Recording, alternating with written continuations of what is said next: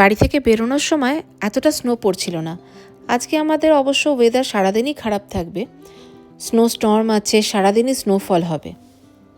তাই সকাল থেকেই তাড়াহুড়ো করছিলাম স্নোফলের আগে বেরিয়ে যাওয়ার জন্য। যাচ্ছি ফিলাডেলফিয়া, রিতের চেস টুর্নামেন্ট আছে।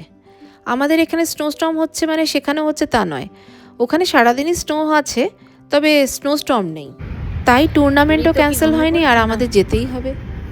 এই উইকেন্ডটা পুরো পেনসিলভেনিয়াতেই ওয়েদার খারাপ থাকবে, কোথাও কোথাও স্নোস্টর্ম হবে, আবার কোথাও কোথাও শুধুই মাত্র স্নোফল হবে।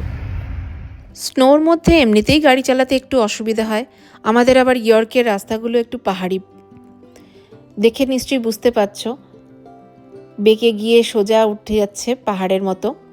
গাড়িগুলোও ওই জন্য খুব স্লো চলছে।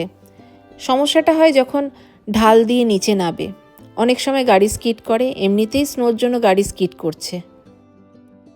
মিনেসোটায় থাকার সময় তো স্নোফলের মধ্যে, হোয়াইট আউটের মধ্যে সৈকত অনেক গাড়ি চালিয়েছে, কিন্তু পাহাড়ি রাস্তায় স্নোফলে গাড়ি চালানো আজকে প্রথম। সামনে নুন ছড়াতে ছড়াতে আর স্নো ক্লিন করতে করতে স্নো ক্লিন করার ট্রাক যাচ্ছে। ফ্রিওয়ে হাইওয়ে তো সারাক্ষণই পরিষ্কার করে দিচ্ছে, আর ভেতরের রাস্তাগুলো যখন স্নো থামে তখন ক্লিন করে দেয়। আমরা টোল রোড দিয়ে যাচ্ছি, টোল ট্যাক্সের জন্য আমাদের দাঁড়াতে হয় না। এই যে আমাদের গাড়িতে ইজি পাস লাগানো রয়েছে, আর টোল ট্যাক্সের ওখানেও ক্যামেরা থাকে, গাড়ির নাম্বার প্লেট ক্যাপচার করে নেয়।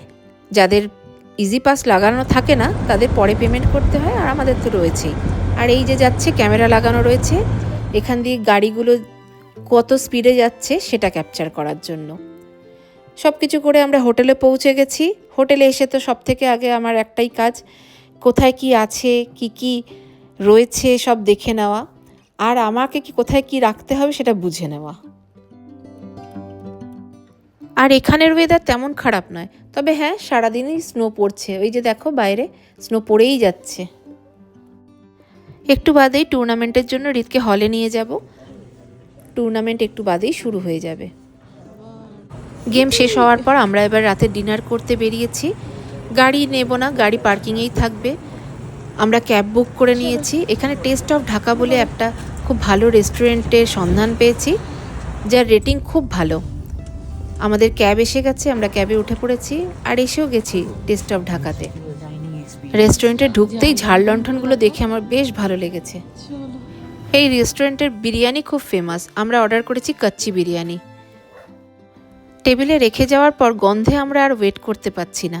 আবার কলকাতার মতো এখানে বিরিয়ানিতে আলুও রয়েছে। চলো এবার রাখি, ভিডিওটা ভালো লাগলে লাইক করে দিও।